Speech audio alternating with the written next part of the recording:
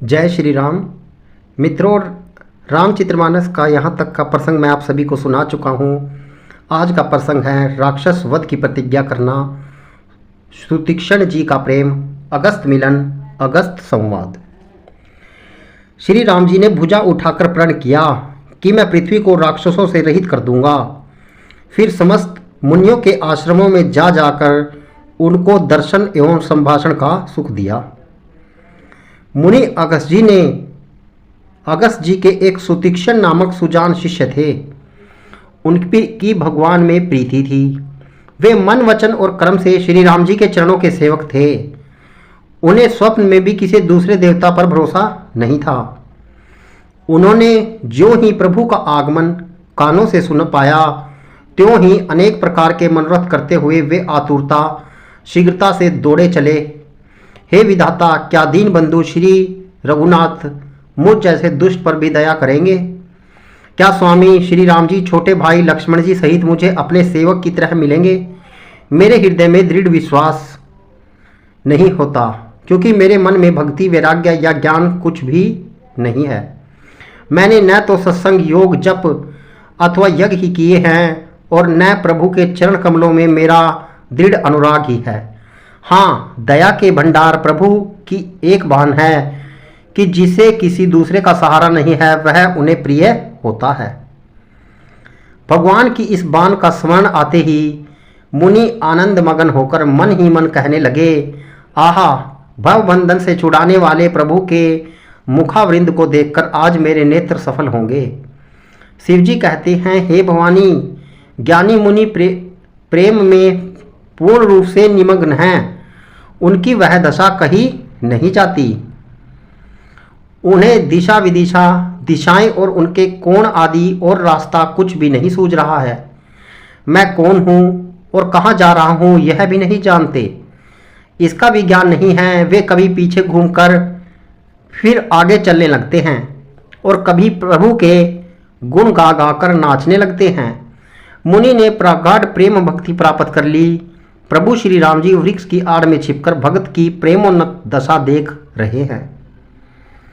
मुनि का अत्यंत प्रेम देखकर भव भय आवागमन से के भय को हरने वाले श्री रघुनाथ जी मुनि के हृदय में प्रकट हो गए। हृदय में प्रभु के दर्शन पाकर मुनि बीच रास्ते में अचल स्थिर होकर बैठ गए। उनका शरीर रोमांच से कटहल के फल के समान कंटकित हो गया। तब श्री रघुनाथ जी उनके पास चले आए और अपने भगत की प्रेम दशा देखकर मन में बहुत प्रसन्न हुए। श्री राम जी ने मुनि को बहुत प्रकार से जगाया, पर मुनि नहीं जागे, क्योंकि उन्हें प्रभु ध्यान का सुख प्राप्त हो गया था। तब श्री राम जी ने अपने राज रूप को छिपा लिया और उनके हृदय में अपना चतुर्भुज रूप प्रकट किया। तब अपने इष्ट स्वरूप के अंतर्ध्यान होते ही मुनि कैसे व्याकुल हो उठे, जैसे श्रेष्ठ मणिधर सर्प मणि के बिना व्याकुल हो जाता है। मुनि ने अपने सामने सीता जी और लक्ष्मण जी सहित श्याम सुंदर विग्रह सुख धाम श्री राम जी को देखा। प्रेम में मगन हुए वे बड़भागी श्रेष्ठ मुनि लाठी की तरह गिरकर श्री राम जी के चरणों में लग गए। श्री राम जी ने अपनी विशाल भुजाओं से पकड़कर उन्हें उठा लिया और बड़े प्रेम से हृदय से लगा रखा।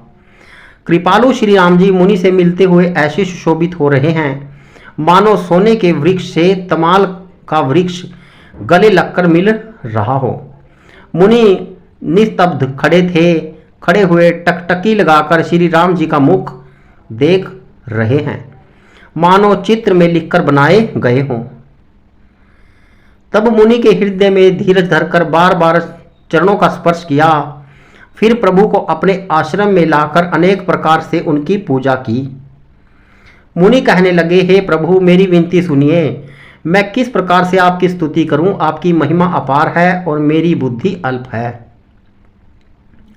जैसे सूर्य के सामने जुगनू का उजाला, हे नील कमल की माला के समान श्याम शरीर वाले, हे जटाओं का मुकुट और मुनियों के वल्कल वस्त्र पहने हुए, हाथों में धनुष मान लिए तथा कमर में तरकस कसे हुए श्री राम जी, मैं आपको निरंतर नमस्कार करता हूँ।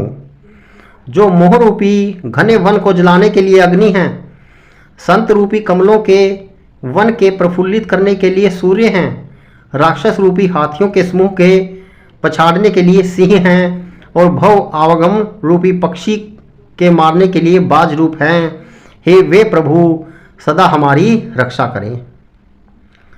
हे लाल कमल के समान नेत्र और सुंदर वेश वाले सीता जी के नेत्र रूपी चकोर के चंद्रमा, शिव जी के हृदय रूपी मान सरोवर के बाल हंस, विशाल हृदय और भुजाओं वाले श्री रामचंद्र जी, मैं आपको नमस्कार करता हूँ। जो संयस रूपी सर्प को ग्रसने के लिए गरुड़ हैं, अत्यंत कठोर तर्क से उत्पन्न होने वाले विषाद का नाश करने वाले हैं, आवागम को मिटाने वाले और देवताओं के समूह को आनंद देने वाले हैं, वे कृपा के समूह श्री राम जी सदा हमारी रक्षा करें। हे निर्गुण सगुण विषम और समरूप, हे ज्ञान वाणी और इंद्रियों से अतीत, हे अनुपम निर्मल संपूर्ण दोष रहित अनंत एवं पृथ्वी का भार उतारने वाले श्री रामचंद्र जी, मैं आपको नमस्कार करता हूँ। जो भक्तों के लिए कल्पवृक्ष के बगीचे हैं, क्रोध लोभ मोह मद और काम को डराने वाले हैं, अत्यंत ही चतुर और संसार रूपी समुद्र के तारने के लिए सेतु रूप हैं, वे सूर्य कुल की ध्वजा श्री राम जी सदा मेरी रक्षा करें। जिनकी भुजाओं का प्रताप अतुलनीय है, जो बल के धाम हैं, जिनका नाम कलयुग के बड़े पापों का नाश करने वाला है, जो धर्म के कवच रक्षक हैं और जिनके गुण समूह आनंद देने वाले हैं, वे श्री राम जी निरंतर मेरे कल्याण का विस्तार करें। यद्यपि आप निर्मल व्यापक अविनाशी और सबके हृदय में निरंतर निवास करने वाले हैं, तथापि हे खरारी श्री राम जी, लक्ष्मण जी और सीता जी सहित वन में विचरने वाले, आप इसी रूप में हमारे हृदय में निवास कीजिए। हे स्वामी, आपको जो सगुण निर्गुण और अंतर्यामी जानते हैं, वे जाना करें। मेरे हृदय तो कौशलपति कमल नयन श्री राम जी ही अपना घर बनावे। ऐसा अभिमान भूलकर भी न छूटे कि मैं सेवक हूँ और रघुनाथ जी मेरे स्वामी हैं। मुनि के वचन सुनकर श्री राम जी मन में बहुत प्रसन्न हुए। तब उन्होंने हर्षित होकर मुनि श्रेष्ठ मुनि को हृदय से लगा लिया और कहा, हे मुनि, मुझे परम प्रसन्न जानो, जो वर मांगो वही मैं तुम्हें दूं। मुनि सुतीक्षण जी ने कहा, मैंने तो वर कभी मांगा ही नहीं, मुझे समझ ही नहीं पड़ता कि क्या झूठ है और क्या सत्य, क्या मांगूं क्या नहीं। अतः हे रघुनाथ जी, हे दासों को सुख देने वाले, आपको जो अच्छा लगे मुझे वही दीजिए। श्री रामचंद्र जी ने कहा, हे मुने, तुम प्रागढ़ भक्ति वैराग्य विज्ञान और समस्त गुणों तथा ज्ञान के निधान हो जाओ। तब मुनि बोले, प्रभु ने जो वरदान दिया वह तो मैंने पा लिया, अब मुझे जो अच्छा लगता है वह दीजिए। हे प्रभु, हे श्री राम, छोटे भाई लक्ष्मण जी और सीता जी सहित धनुष बाणधारी, आप निष्काम स्थिर होकर मेरे हृदय रूपी आकाश में चंद्रमा की भांति सदा निवास कीजिए।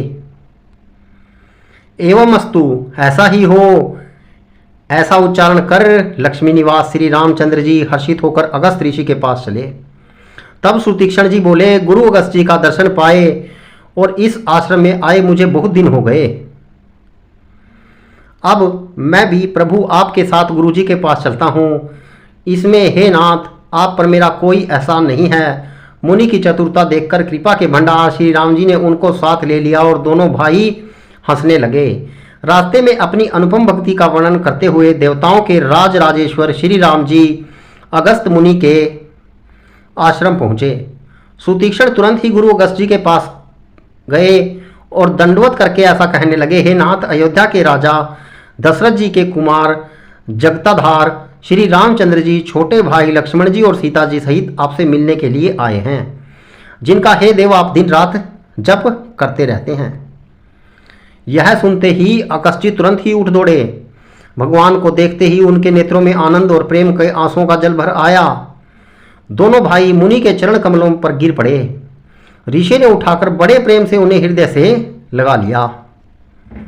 ज्ञानी मुनि आदरपूर्वक कुशल पूछकर उनको लाकर श्रेष्ठ आसन पर बैठाया। फिर बहुत प्रकार से प्रभु की पूजा करके कहा, मेरे समान भाग्यवान आज दूसरा कोई नहीं है। वहां जहां तक जितने भी अन्य मुनिगण थे, सभी आनंद कंद श्री राम जी के दर्शन करके हर्षित हो गए। मुनियों के समूह में श्री रामचंद्र जी सबकी ओर सम्मुख होकर बैठे हैं, अर्थात प्रत्येक मुनि को श्री राम जी अपने ही सामने मुख करके बैठे दिखाई देते हैं और सब मुनि टकटकी लगाए उनके मुख को देख रहे हैं। जय श्री राम।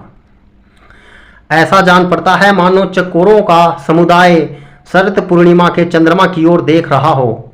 तब श्री राम जी ने मुनि से कहा, हे प्रभु, आपसे जो कुछ छिपाव है नहीं, मैं जिस कारण से आया हूं वह आप जानते ही हैं।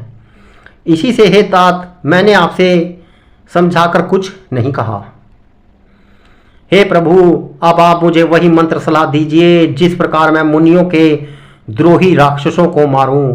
प्रभु की वाणी सुनकर मुनि मुस्कुराए और बोले, हे नाथ, आपने क्या समझकर मुझसे यह प्रश्न किया है?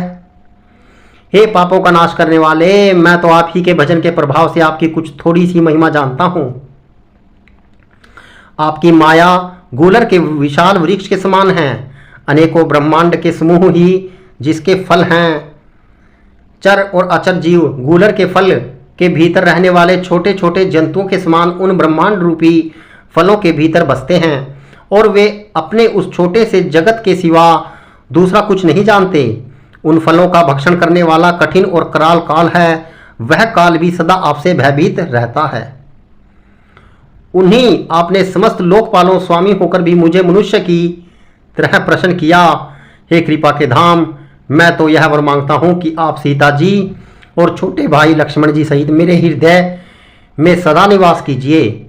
मुझे प्राकट भक्ति, वैराग्य, सत्संग और आपके चरण कमलों में अटूट प्रेम प्राप्त हो। यद्यपि आप अखंड और अनंत ब्रह्म हैं, तो अनुभव से ही जानने में आते हैं और जिनका संत जन भजन करते हैं। यद्यपि मैं आपके ऐसे रूप को जानता हूँ और उसका वर्णन भी करता हूँ, तो भी लौट लौट कर मैं सगुण ब्रह्म में आपके इस सुंदर स्वरूप में ही प्रेम मानता हूँ। आप सेवकों को सदा ही बढ़ाई दिया करते हैं। इसी से हे रघुनाथ जी, आपने मुझसे पूछा है। तो रामचरितमानस का यह प्रसंग मैंने आपको सुनाया है, जहाँ पर अगस्त मुनि जी और भगवान श्री राम की भेंट होती है। यदि रामचरितमानस का यह प्रसंग आपको अच्छा लगे तो इसे शेयर जरूर कीजिएगा। जय श्री राम।